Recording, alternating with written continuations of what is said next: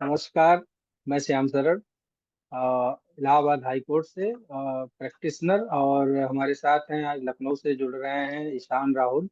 ये Lucknow high court में practice करते हैं। तो हम लोगों ने मिल के तय किया है कि अब हम लोग दिन भर की जो भी बड़ी जुडिशरी की खबरें होंगी, जजमेंट से जुड़ी हुई, उस पे बात करेंगे। तो ये हमारी शुरुआत है। और मंगलवार का दिन है, हनुमान जी का नाम लेके हम लोग शुरू कर रहे हैं। तो बहुत बहुत स्वागत है ईशान राहुल जी आपका। और हम किन किन टॉपिक्स पे बात करने वाले हैं, एक बार वो टॉपिक भी रिव्यू कर देंगे तो ज़्यादा अच्छा रहेगा कि जी राहुल जी। बिल्कुल, thank you so much sir अपने प्लेटफॉर्म पे इनवाइट करने के लिए। हम लोग टोटल 5 न्यूज़ न्यूज़ को जजमेंट्स को आज कवर करेंगे।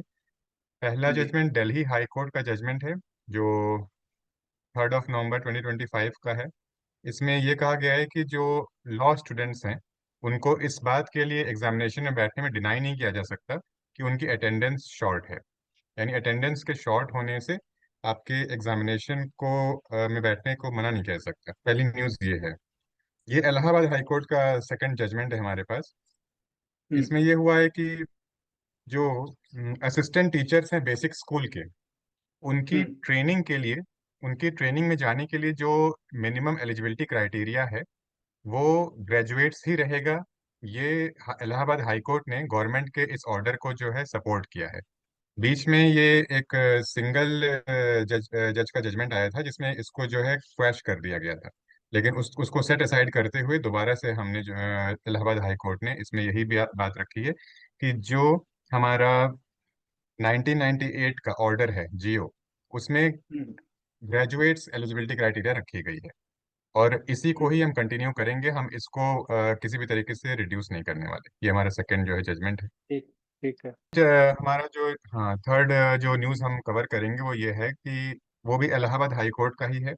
और उसमें ये कहा गया है कि जब भी कोई ई ऑक्शन होगा जिसमें कि जो क्लॉजेज होंगे वो as is where is, as is what it is, या वॉट एवर देयर इज, इस तरह के क्लॉज के तहत जब भी कोई ई ऑक्शन होगा तो उसमें जो पार्टिसिपेंट्स होंगे और जो सक्सेसफुल पार्टिसिपेंट होंगे, जो फर्दर चल के जो बायर के तौर पे, परचेजर के तौर पे माने जाएंगे, तो ये पूरी तरीके से उनकी लायबिलिटी होगी इस बात को चेक करने की कि जो भी प्रॉपर्टी वो खरीद रहे हैं ई ऑक्शन में, उसके ऊपर कोई किसी प्रकार की कोई लायबिलिटी, कोई भी पेंडेंसी उस पर नहीं होनी चाहिए। तो ये बात कही गई है कि इसकी जो लायबिलिटी होगी वो परचेजर पर होगी, बिडर पे होगी। हम्म। चौथी न्यूज़ जो है हमारी वो इलाहाबाद हाई कोर्ट की है। और इसमें जो है पूरे प्रदेश में और विशेष रूप से गाजियाबाद से शुरू करते हुए, क्योंकि ये जो पिटिशनर है यहाँ पे गाजियाबाद के हैं, तो बंदरों के उत्पात से और बंदरों और जो ह्यूमन सोसाइटी है, उनके बीच में जो कॉन्फ्लिक्ट बढ़ते जा रहे हैं, इनको देखते हुए जो है उन्होंने ठोस कार्रवाई और योजना तैयार करने का आदेश दिया है। ये चौथी हमारी न्यूज़ है। हम्म। और अंतिम न्यूज़ हमारी इसी तरीके से इलाहाबाद हाई कोर्ट की ही है।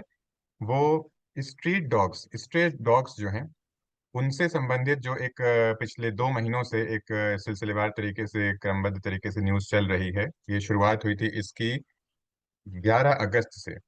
और वहां से लेकर के ये अभी लेटेस्ट जो इस पूरे प्रकरण में जो हैपनिंग हुई है, तो उसको हमने जो है इस स्ट्रे डॉग वाली न्यूज़ को भी कवर किया है। यही टोटल अच्छा, 5 न्यूज़ ये हैं। लास्ट लास्ट वाले में शायद थोड़ा सा करेक्शन है। ये सुप्रीम कोर्ट का डायरेक्शन है शायद, मतलब पूरे इंडिया के अच्छा, जितने भी हाँ, एक स्टेट्स हैं उनके चीफ सेक्रेटरीज को तलब किया था कल कोर्ट ने। और उसमें सॉरी, सबको हाँ सही कह पॉलिसी रहे हैं। मांगी थी शायद, वही के ना। शुरुआत करते हैं हम लोग। आप आते हैं उस मुद्दे पर जिसमें अटेंडेंस से जुड़ा हुआ मुद्दा है। जहाँ पे पहले जी 75% अटेंडेंस मैंडेटरी थी। और ये अटेंडेंस अगर फुलफिल नहीं हो रही है तो छात्र को परीक्षा में बैठने न देने का अधिकार इंस्टीट्यूशंस के पास था। और उसी को लेके ये पूरी वो चल रही थी कवायद। तो जो भी है, कहाँ से ये पिटीशन कहाँ से शुरू हुई, कौन सा इसका याचिकाकर्ता, कुछ इसके बारे में जरूर बताएं। जी बिल्कुल। देखिए इस न्यूज़ की जो जजमेंट है, इसका हम एक बैकड्रॉप आपको दे देते हैं। ये घटना हम्म। घटी थी 10 अगस्त 2016 को। एक हम्म। दिल्ली में रहने वाला सुशांत रोहिला नाम का लॉ स्टूडेंट था, जिसने सुसाइड कमिट कर ली थी। उसके सुसाइड करने के पीछे एक नोट उसने छोड़ी थी, जिसमें बहुत सी बातें लिखी थी, जिसमें कि विश्वविद्यालय प्रशासन के ऊपर जो है तमाम तरीके से हैरेसमेंट के भी उसके आरोप थे। लेकिन उन सब में एक बहुत जो मेजर चीज थी वो ये भी थी कि अटेंडेंस के शॉर्ट होने का हवाला देते हुए उसको एग्जामिनेशन में नहीं बैठने दिया जा रहा था और उसका पूरा एक साल खराब हो गया। तो इस बात को ओके। लेकर के फिर उसके हम्म। दोस्त ने जो है एक हम्म। लेटर के तहत जो है एक पिटिशन दायर की थी। और अच्छा, सुप्रीम लेटर कोर्ट ने इस पिटिशन। मैटर का, हाँ लेटर पिटिशन थी, और सुप्रीम हम्म। कोर्ट ने इसका कॉग्निजेंस ले लिया था सितंबर 2016 को। उसके बाद हम्म। मार्च 2017 को ये मैटर जो है सुओ मोटो पिटिशन के तौर पर दिल्ली हाई कोर्ट को ट्रांसफर कर दिया जाता है, और यहाँ से इस मैटर को दिल्ली हाई कोर्ट ही देख रही है। अच्छा। तो अभी, हाँ तो अभी जो है इसका फाइनल जजमेंट आया है, और इसको डिवीजन बेंच जस्टिस प्रतिभा एम सिंह और जस्टिस हम्म। अमित शर्मा जी की कोर्ट ने इस पर जजमेंट दिया है। और इस जजमेंट का जो सबसे इम्पोर्टेंट एस्पेक्ट है वो ये है कि लॉ स्टूडेंट्स को एग्जामिनेशन में बैठने के लिए जो डिनायल का अभी तक पावर था अटेंडेंस के शॉर्ट होने को के तहत जो है वो अब मना कर दिया गया है। यानी कि अब स्टूडेंट्स को अटेंडेंस की शॉर्टेज के बावजूद आप एग्जामिनेशन में बैठने से मना नहीं कर सकते, उनको एग्जाम देने का पूरा हक है। तो गुड। इसके तो तहत ये जो है ये कुछ दोनों बातें। ये दिल्ली हाई कोर्ट के जो है ना जस्टिस, जी जो दोनों नाम बिल्कुल। आपने लिए। हाँ, हाँ ठीक जी, है। दिल्ली हाई कोर्ट का ही जजमेंट है। जी। हम्म। तो इसके तहत कोर्ट ने और भी बहुत सी बातें कही हैं, जैसे कि कुछ शॉर्ट टर्म मेजर्स बताए हैं और कुछ लॉन्ग टर्म मेजर्स बताए हैं इसमें। तो शॉर्ट टर्म में जैसे उन्होंने ये कहा है कि वीकली अटेंडेंस का नोटिफिकेशन हर विद्यार्थी को मिलना चाहिए, कि उसको इस हफ्ते कितनी उसकी अटेंडेंस हुई है, क्या कहीं ऐसा तो नहीं कि वो आगे चल के शॉर्ट होने वाली अटेंडेंस, तो उसको शुरुआत में ही ये बात का पता चल जाए। अच्छा, दूसरा मतलब कि कितने मंथली वर्किंग डेज नोटिस, थे और कितने, मतलब कितने हाँ वर्किंग डे थे और कितने दिन आप वो कितने पढ़ेंगे। दिन क्लास लिए हैं, क्या किए हैं। जी। ठीक है। दूसरा जैसे कि मंथली नोटिस, ये तो वीकली नोटिस नोटिस होगी विद्यार्थियों के लिए, और मंथली नोटिस पेरेंट्स या गार्जियंस के लिए है, कि उनको भी पता रहे कि उनका जो वार्ड है या चाइल्ड है वो प्रॉपर तरीके से क्लासेस अटेंड कर रहा है कि नहीं, तो वो भी एक तरीके का जो है उसको कवर कर सकें चीज़ों को। थर्ड ये है, एक बहुत अच्छी बात जजमेंट में कही गई कि इन केस अगर शॉर्टेज हो भी रही है अटेंडेंस की, तो उसका जो तरीका है वो ये नहीं होना चाहिए कि एग्जामिनेशन में बैठने से मना कर दिया जाए, बल्कि ये होना चाहिए कि आप एक्स्ट्रा क्लासेस लगाइए उस स्टूडेंट की, चाहे वो फिजिकल क्लास हो चाहे वो ऑनलाइन क्लास हो। इस तरीके से भी आप उसके जो शॉर्टेज उसको कवर कर सकते हैं। या और कैसे कवर कर सकते हैं, तो होम असाइनमेंट दे सकते हैं या प्रैक्टिकल वर्क करा सकते हैं किसी लीगल एड क्लिनिक पर। तो इस तरीके से ये सारी चीजें हैं जहां आप कंपनसेट कर सकते हैं उसके शॉर्टेज को।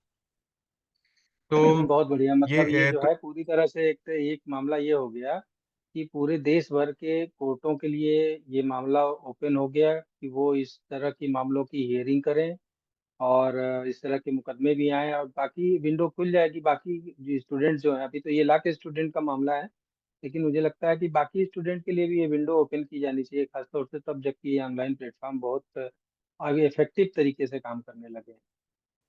ये हो गई थी हमारी इमीडिएट इफेक्ट, जो कोर्ट ने अपने जजमेंट्स में कहा है, जो त्वरित जो है उन्होंने दिशा निर्देश दिए हैं। फिर उसके बाद कोर्ट ने अपने जजमेंट में कुछ लॉन्ग टर्म डायरेक्शंस भी दिए हैं। वो इस तरीके से हैं कि किसी भी हाल में एग्जामिनेशन देने में बैन नहीं की जा सकती है, बल्कि उसका एक तरीका यह है कि आप 5 मैक्सिमम 5% मार्क्स, या अगर सीजीपीए में बोले तो मैक्सिमम 0.33 पॉइंट्स जो है डिडक्ट कर सकते हैं, इस बात के लिए कि अटेंडेंस शॉर्ट है। लेकिन आप एग्जामिनेशन हॉल में बैठने से मना नहीं कर सकते। दूसरी जो बात कोर्ट ने कही है, जो नेशनल एजुकेशन पॉलिसी 2022 है और हम्म। यूजीसी की जो रेगुलेशंस हैं उसके तहत उसको रिवाइज किया जाना चाहिए। ये 3 ईयर और 5 ईयर के जो एलएलबी या बीएलएलबी के कोर्सेज हैं, इनको हम्म। इस तरह से रिवाइज किया जाना चाहिए कि किसी भी तरीके से ये मैंडेटरी अटेंडेंस की जो रिक्वायरमेंट है उसको हम्म। रिकंसिडर किया जाए। उसके तहत जो है किसी भी विद्यार्थी को उसके एग्जामिनेशन में बैठने से वंचित न किया जाए। तो ये एक बहुत इंपॉर्टेंट गाइडलाइन है। और इसका मतलब साथ में एमएचआरडी इंटर। को ये गाइडलाइन तो एमएचआरडी और यूजीसी को जारी करना होगा। जी। ठीक। तो ये डीएलएड का कोर्स जो है ये बीटीसी के लिए करने वाले लोगों के लिए था, खासतौर से बेसिक शिक्षा के हम्म, जो कक्षा 8 तक की पढ़ाई होती है, 1 से 5 तक अलग चलता है, 5 से जी। 8 तक अलग चलता है। तो इस हम्म, वाले पोर्शन पे था ये मामला। और चूंकि हम्म, बीटीसी को रिप्लेस किया था डीएलएड, पहले बीटीसी कोर्स चला करता था, बीटीसी में एंट्रेंस जो होती थी वो 12th के बाद होती थी। तो ये जो याचिकाकर्ता थे, इनका यही कहना था कि जब बीटीसी के इक्विवेलेंट स्कोर्स को डेवलप किया गया है, समकक्ष अर्हता है, तो उसी के पैटर्न पे क्वालिफिकेशन भी वही होनी चाहिए। इसको लेके एक पिटीशन थी। यही आप डिस्कस करना चाहते हैं, तो मैं चाहता हूँ कि अब आप अपनी बात आगे बढ़ाएं। जी बिल्कुल, धन्यवाद। तो बिल्कुल सही कहा आपने। तो ये जो पिटिशन दायर की गई थी, ये यशांक खंडेलवाल एंड 9 अदर्स, इन लोगों ने जो है एक पिटिशन दायर की थी इलाहाबाद हाई कोर्ट में। और यहाँ पे सितंबर 2024 को इसका ऑर्डर आया था, जिसमें ये सिंगल जज ने ये ऑर्डर दिया था। और इसमें कहा यह गया था कि ग्रेजुएशन का जो अभी फिलहाल का जो रिक्वायरमेंट है क्वालिफिकेशन का ट्रेनिंग में जाने के लिए, उसको हटा करके आप 2 year diploma in elementary education के जो एलिजिबिलिटी क्राइटेरिया है, उसको इंटरमीडिएट लेवल पर ला दिया गया था। तो इंटरमीडिएट एग्जामिनेशन या इक्विवेलेंट क्वालिफिकेशन अगर आपके पास है, रहता है इस चीज की, तब आप इस ट्रेनिंग में जा सकते हैं। यानी ग्रेजुएशन से कम करके उसको इंटरमीडिएट लेवल पे ला दिया गया था।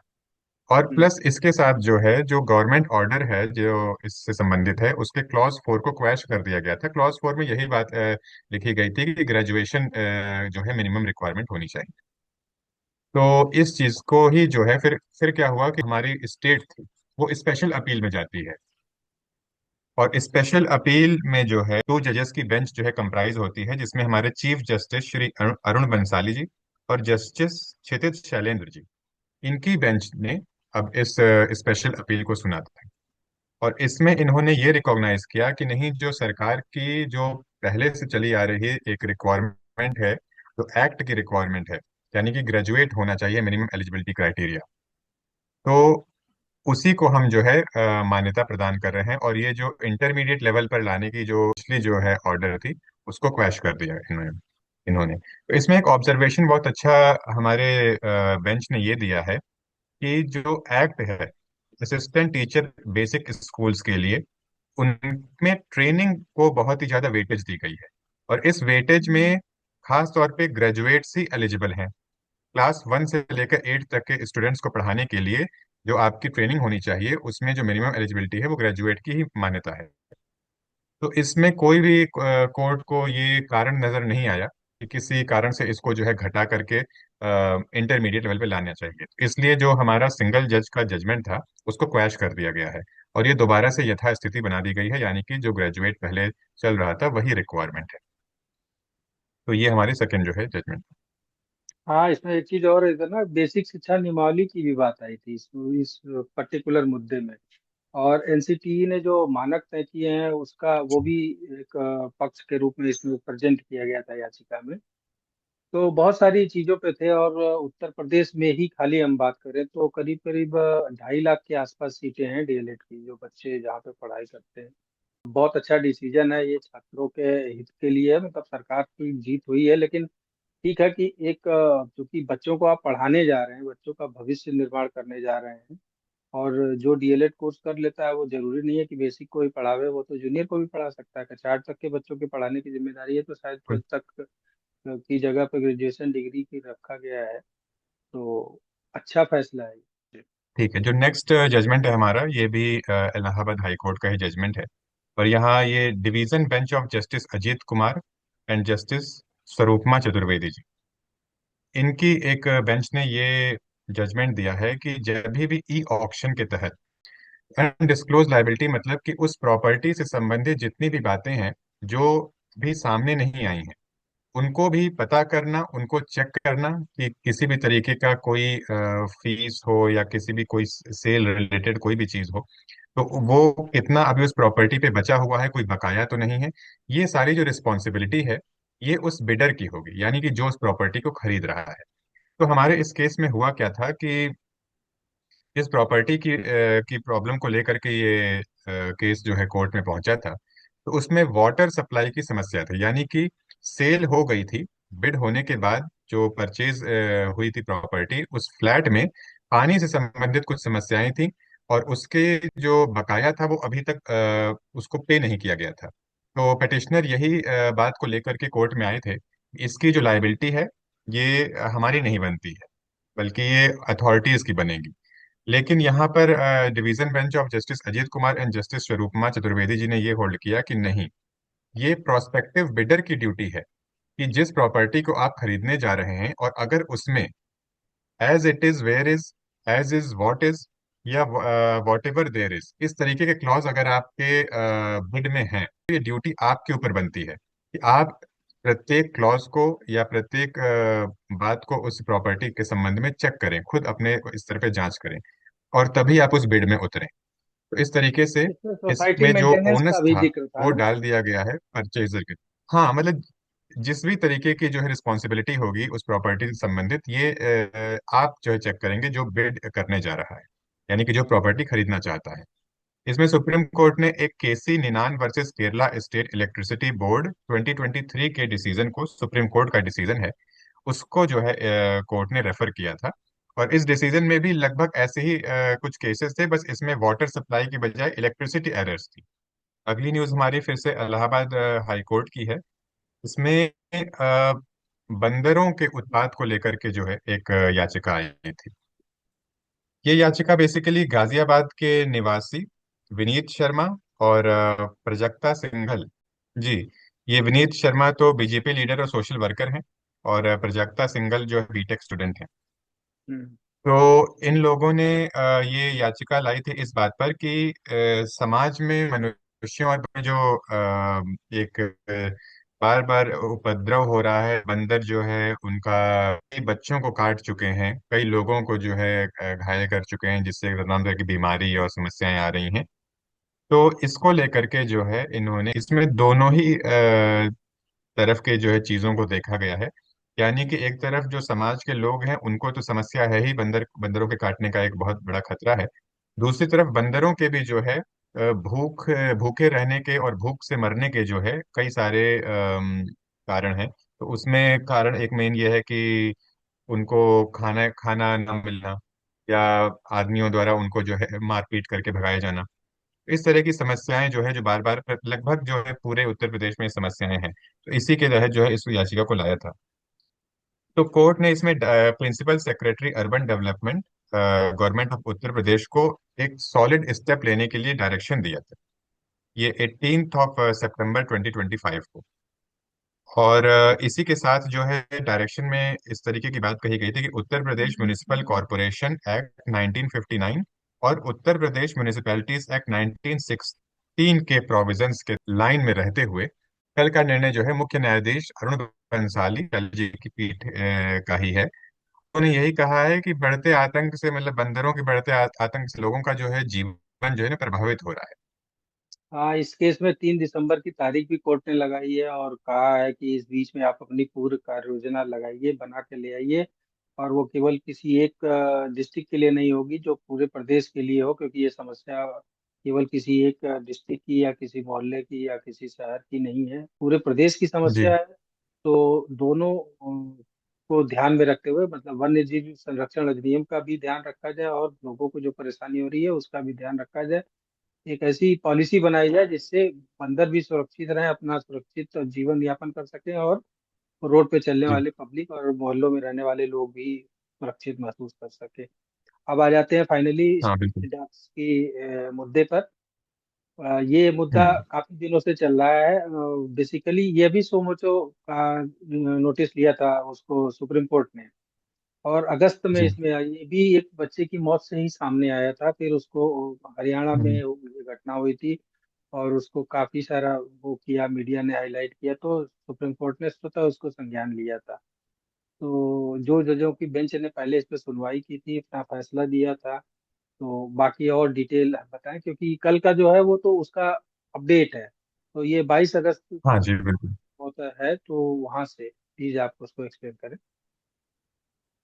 ठीक है, तो ये इस मैटर में सबसे पहले 11 अगस्त को माननीय सर्वोच्च न्यायालय की बेंच जस्टिस जेबी पारदीवाला और आर महादेवन की बेंच ने इसमें एक निर्णय दिया था। ये निर्णय आते ही बहुत ज्यादा बवाल हो गया था, और स्पेशली जो है जो एनिमल वेलफेयर संगठन ऑर्गेनाइजेशंस हैं, इससे इसके संबंध में काम करने वाली, और मीडिया भी हाँ काफी हाँ। सक्रिय हो गई थी, इस पर बात करी थी। भी ये जजमेंट ये था कि जितने भी जो स्ट्रे डॉग्स हैं दिल्ली एनसीआर के इलाके में, इनको वहां से इनके इलाकों से जो उठा लिया जाए और इनको एक परमानेंट हाउस शेल्टर में डाल दिया जाए।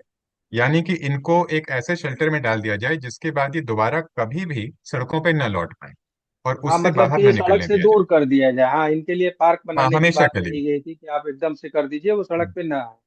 बाद में इस पे हाँ जब बिल्कुल। विरोध हुआ तो इसको नए सिरे से दिया गया। फिर 3 जजों की बेंच ने शायद इस पे सुनवाई की थी। हाँ, 3 जजों की और बेंच में जो है ये गया, और उसमें जस्टिस विक्रमनाथ, संदीप मेहता और एनवी अंजारिया, इन माननीय जजों की बेंच ने जो है इस मैटर को फिर फाइनली देखा है। और 22 अगस्त को इन्होंने 22 अपना अगस्त निर्णय को। दिया है। हाँ, 22 अगस्त हम्म। को निर्णय दिया है इन्होंने। एक बात ये बहुत अच्छी नोटिस करिए, काफी मतलब लगभग ये मैटर जो है, जो जजमेंट आया था 11 अगस्त वाला, उसको जो है पलट दिया गया है। इसमें कहा यह गया है 22 अगस्त वाले में, एक समग्र दृष्टिकोण अपनाया है जो है हमारी कोर्ट ने। कहा एक होलिस्टिक अप्रोच अपनाते हुए हम खाली ह्यूमन एस्पेक्ट को नहीं देख सकते हैं, साथ ही साथ हमारे जो कॉन्स्टिट्यूशन है वो एनिमल वेलफेयर के प्रति भी बहुत ज्यादा कंपेंशनेट है।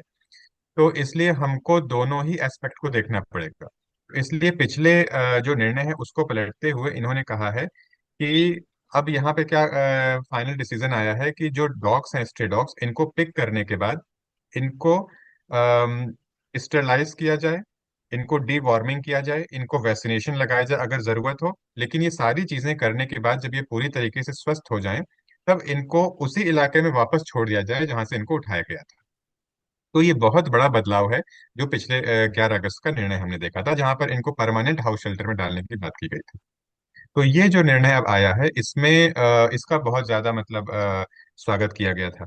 इसमें कुछ चीजें और कोर्ट ने कही थी कि अगर ऐसा देखा जा रहा है कि किसी कुत्ते में रैबीज बीमारी की कुछ लक्षण पाए जा रहे हैं, या इस बात की संभावना है कि उसमें रैबीज हो सकता है, या कोई कुत्ता बहुत ज्यादा एग्रेसिव बिहेवियर दिखा रहा है, तो उन एक्सेप्शन केसेस में उनको हमेशा के लिए जो है परमानेंट शेल्टर में रखा जा सकता है। लेकिन जो बाकी साधारण जो नॉर्मल डॉग्स हैं, उनको उन्हीं की लोकेलिटी में वापस छोड़ दिया जाएगा एक बार उनकी सारी वैक्सीनेशन और ट्रीटमेंट हो जाए तो इस तरीके से करने के बाद, और साथ ही में कोर्ट ने एक यूनिफॉर्म नेशनल पॉलिसी बनाने के लिए सरकार को कहा है कि स्ट्रे डॉग मैनेजमेंट की ये खाली दिल्ली एनसीआर की प्रॉब्लम नहीं है, ये हर ही जगह की समस्या है। तो इसलिए एक पूरे पैन इंडिया लेवल पे यूनिफॉर्म नेशनल पॉलिसी बने कि किस तरीके से आवारा कुत्तों का मैनेजमेंट किया जा सकता है। तो ये 11 अगस्त और 22 अगस्त की घटना थी।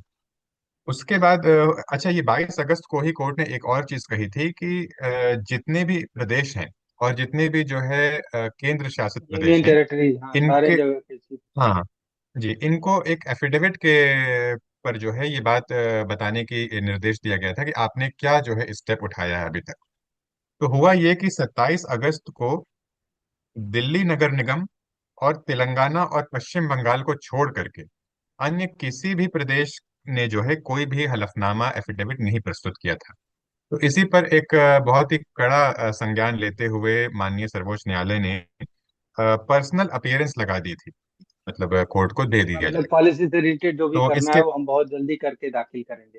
जल्दी करेंगे। तो कोर्ट ने अब ये कहा उसके बाद कि ठीक है, अब इस मैटर को 7 नवंबर की नेक्स्ट डेट लगा दी है, और एक छूट दी है इन लोगों को कि 7 नवंबर को आप लोगों को पर्सनल अपीयरेंस नहीं करनी है। बस ये है कि जो भी कोर्ट ने आपसे मांगा है एफिडेविट वो आपको दाखिल कर पूरा कर सकते देना है। हैं। जी। आपको बहुत बहुत धन्यवाद अजहान जी। सभी से मेरा आग्रह है कि हमारे इस प्रयास को थोड़ा सा सपोर्ट करें। तो वीडियो को लाइक करें, शेयर करें, चैनल को सब्सक्राइब करें, और हमारा हौसला बढ़ाएं। खास तौर से ईशान राहुल जी का, जो अभी एकदम युवा है, लखनऊ हाई कोर्ट में अभी प्रैक्टिस की शुरुआत कर रहे हैं, तो आगे ये लीगल रूप से भी आपको हेल्प देने की स्थिति में होंगे। तो इसके लिए हमसे जुड़ने के लिए बहुत बहुत धन्यवाद। और अपना महत्वपूर्ण बातें कमेंट जरूर लिखें हमारे डिस्क्रिप्शन में, ताकि हम अब उसके हिसाब से आगे की वीडियोस में और सुधार करके हम नई नई चीज़ों को ऐड ऑन कर सकें। तो धन्यवाद ईशान राहुल जी, और थैंक जी यू सो जरूर सर। Much for watching.